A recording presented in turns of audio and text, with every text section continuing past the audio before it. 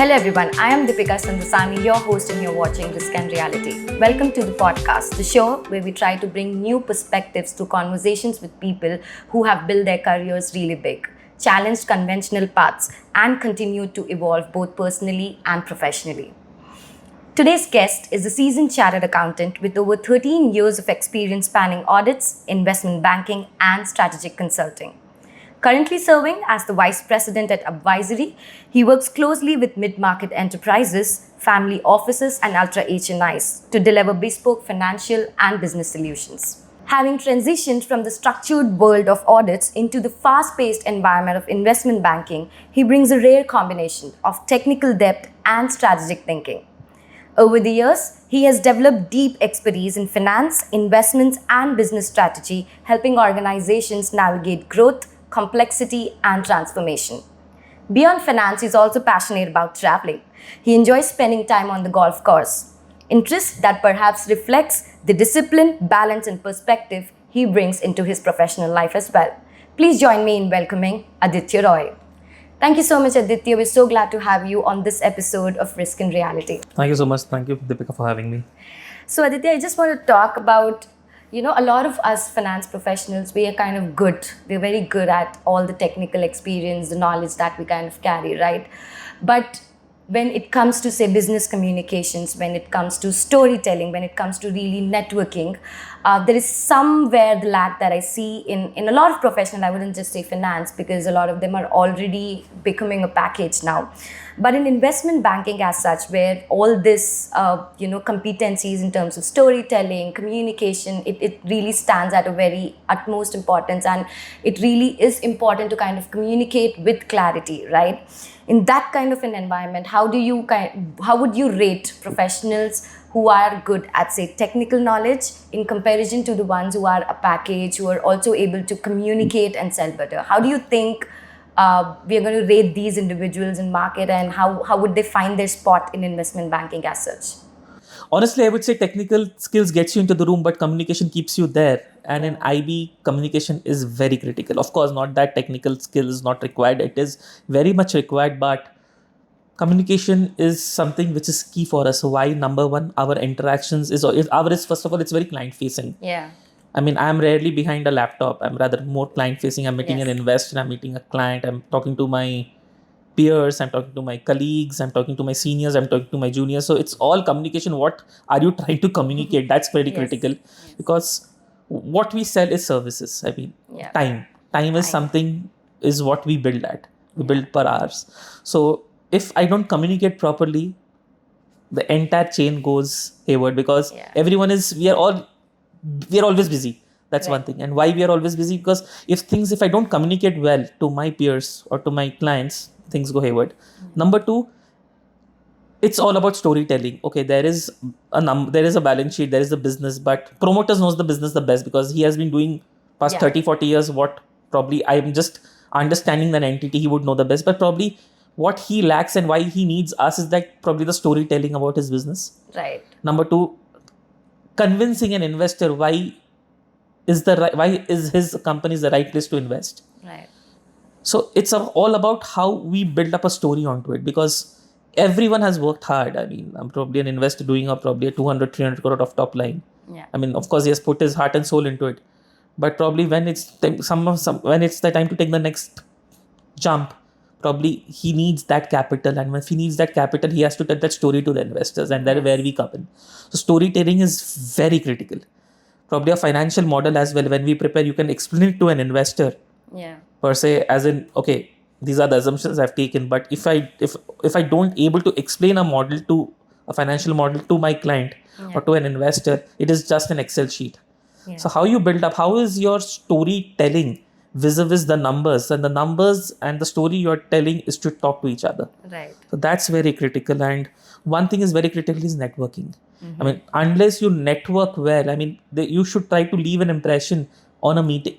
Probably there would be opportunities where an investor gives me a couple of minutes only probably to pitch. Yeah. Or let's say when we send out our teasers to the investors for a fundraise, he will be flooded with probably hundreds of such.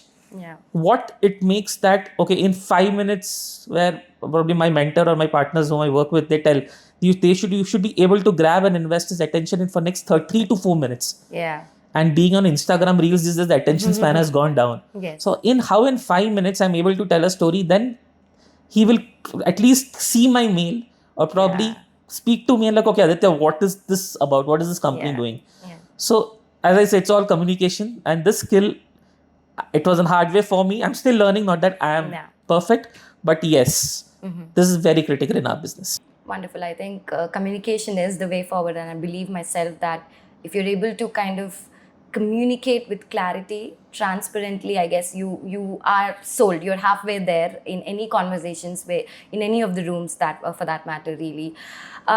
Aditya, I know that you moved from, say, the consulting and the audit world. I mean, you're staying there, but the audit world to that of now an investment banker. I really wanted to pick your brain and understand what are some of the foundational competencies that you were able to carry forward from being, say, an auditor to now an investment banker, and what are some of the skills that you built from scratch to be successful in your field currently? Absolutely. See, the most fundamental education is numbers don't lie. I mean, that's I believe, and Yeah. the whole skill set of reading a financial statements can't grow overnight. Yes. I mean, I have spent hours and hours on understanding a balance sheet, what the numbers are telling you. Right. And the other part which I've asked in the previous question, the storytelling. How do I kind of narrate it to an investor, what the Yeah. balance sheet tells? That's one bit of it. Structured thinking is again very critical, because if I don't do a structured thinking, you really cannot get I would say there are complicated cap tables, there are messy carve outs in the structuring. So if I don't have those technical debt, or rather the technical knowledge, I would Yeah. not able to carve out those solutions to the client. And comfort with the ambiguity in the numbers. So the people say, okay, the numbers are confusing. Like, no, Yeah. if it is confusing, there is a story behind it. So get to Right. know with that. And especially when we position, as you said, what we build from scratch is every mandate, what we do as a firm, it's new. Nothing is same. It's not, okay, what Yes. I've done something. So what if one day I'm doing a pharma company, tomorrow I'm on a life sciences project, or I'm a company on a consumer. Yeah. So of course there are specialized teams doing stuff, but at the end of the day, you have to get the gist right. You have to manage the promoters' expectations. You have to negotiate things. So yeah, I mean, numbers are the foundation is critical, but also based on the foundation, how do you do the storytelling per se is also important. Right. I think very rightly and accurately said, numbers don't lie, really. And that is the story that as an investment banker, you're trying to sell and pitch to all the investors and promoters in the room, right? For especially people in finance, really, CAs, the ones that are qualifying CAs, CFAs, or finance graduates, investment banking is now becoming one of the highly chosen aspirational career paths, really, right?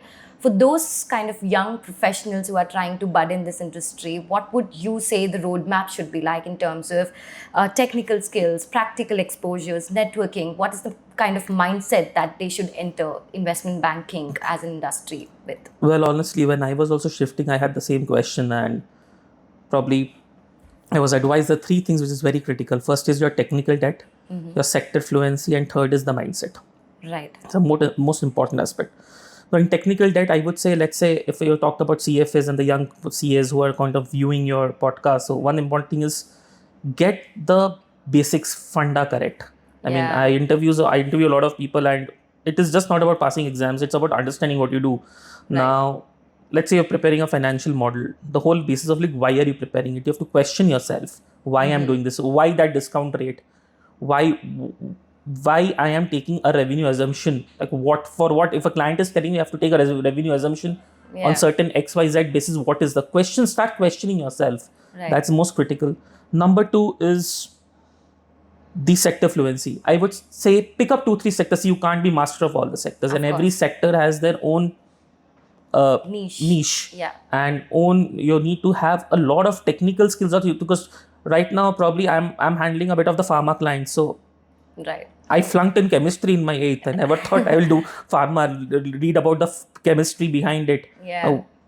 That's very critical. You have to get onto the depth. So Right. I would suggest pick up 2-3 sectors, the industry reports, for all the listed companies, you have access to their earnings call reports.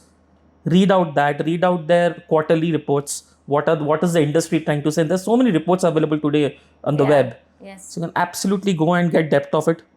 And because at the end of the day, if you are kind of dealing in specific sector and the promoter sitting on the opposite side is 30-40 years experience in that specific sectors, you have to get their attention in 10 minutes. Right. So that's critical. So I think sector fluency, depth in 2-3 sectors, pick it up, start following it up. That's great. And thirdly is the mindset, the most critical. Be positive. And IB is, I would say, is a long apprenticeship. Like how all the CS, we do a 3 years of internship. When I moved out from audit to, let's say, what I'm doing right now, I was rather probably spending a couple of or 10 odd years in that other field. I was the go-to guy in my office earlier. And when I made a shift, it was like, okay, I'm a newbie here. So you have to kind of be adaptive to the nature. Okay, fine. People won't ask questions. You have to ask questions. Right. So mindset is very critical. Be curious. Be patient. These are the important things. And also certain things, deals also fall through. See, we work in a fast-paced environment where we're not sure about the success. Right.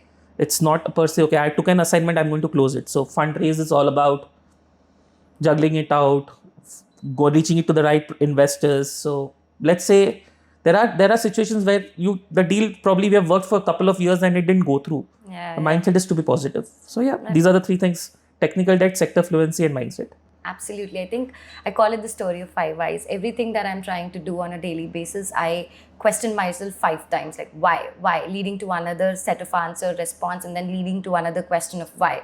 So I think that really sums it up. And also being positive really matters, because you cannot be successful in everything that you're trying to do. You're doing your best, and that is what matters at the end of the day. So really, like you said, you've seen so many functions. You've seen audit, consulting, you're now an investment banker. What do you think are professionals going wrong in? Like, what do you think that are the common mistakes that you see these professionals making when trying to grow their career or transition into, say, a new industry? So, what's tricky question, but I would answer it this way. They wait to feel ready before they make a move. I mean, it's right. Not all the time you have to be ready to make a move. I was never ready to make a move. I was very comfortable what I was doing. But until unless you take the plunge, you would never know. I would tell you why. It also comes from the mindset, especially the guys who have done their CS. We are always within the law, within the boundary. We have to understand, we have to work within the Companies Act scope. We have to work within the auditing standards, accounting standards. We were always working in a box. Right. So I would say the out of box thinking has to develop, which I see very rare in a finance people, because we are very careful people. I mean, we don't like to take chances per se. But let's say we wait like, okay, fine, let us go through this year. Let us close this appraisal. Agle saal dekhenge. Or probably we see also ki, okay, fine, we are comfortable here. Do I need to take the plunge? I mean, that plunge should be, of course, there should be a nudge by someone. Right. I've got some great mentors who gave me that nudge ki, okay, Aditya, you can do that. Okay, what would be the worst? You'll come back to what you're doing. Right. But you have to take the plunge. So I mean, right mentors, lots of support from the peers, and also confidence in yourself. These 3 things is very critical. And staying narrow for too long, early career depth matters. So you build a real skill set. So, and that skill set, what you build early in your career, stays for a long time. Right. I think very rightly said, the depth matters really, and what you're really learning at the early stages of your life is something that goes really long way in the career path as well. Of course, none of our conversations can be, I think, complete without the use of word AI, without the use of word automation, which is, of course, rapidly shaping the financial industry, from modeling to analysis to due diligence to reporting. And I know that you are deeply involved in this space. So how do you see the role of finance professional evolving over the next few years? What would be the skills that will be valuable in terms of an AI-driven environment really? And what would you say would become less important? See, the repetitive job, as I said, the ability to kind of produce models, memos, reconciliations, these are the jobs which, of course, will get replaced, or it is getting replaced.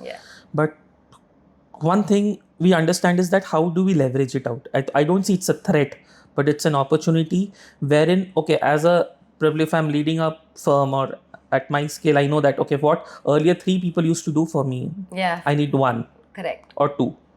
But in our business, you can't really replace it because there is a personal connect with the promoters and the investors. Yes. Now, if let's say a promoter is trying to sell his company, or rather he wants to dilute his stake, and 11 p.m. he wants to discuss because it goes through his night, he will call up like, Aditya, okay, listen, this is how is it going, this is the Yeah. problem, do you think are we taking the right steps? Probably a chat GPT or a Claude would answer that, but Yeah. there is a personal touch. Correct. So that thing is very critical in our business. Yeah. And that you can't replace with an AI. Yes. And India, okay, we are still, I would not say we have matured, like past 24 months, we have picked up a lot in the finance thing. Yeah. But still the mindset is there should be a person. Like I still prefer a physical meeting over a virtual thing. Of course, yeah. I mean, the comfort what people we connect, that's critical. So yeah, to treat AI as a leverage. Yeah. And not a threat. And it's basically the most important aspect is the human touch. That's critical. And Yes. I think that's where the value has been, and AI just is making it more obvious. Of course, yeah. Yeah. I think I'll sum up this conversation with few good things. I mean, that you've mentioned. All of it has been great, but the takeaways from this episode is really 1, communication is the key. 2, I'd say be positive. Take that plunge where it's needed. And 3, to kind of have that kind of a personal connect and touch with your clients. Really, that matters, and that goes a long way in the field that really we are in.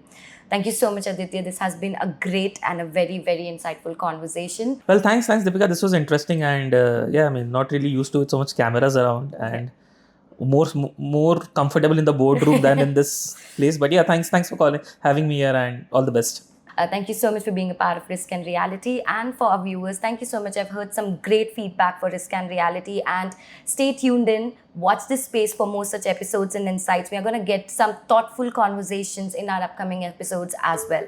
Thank you. Stay tuned in. And like we always say, don't forget to follow your passion.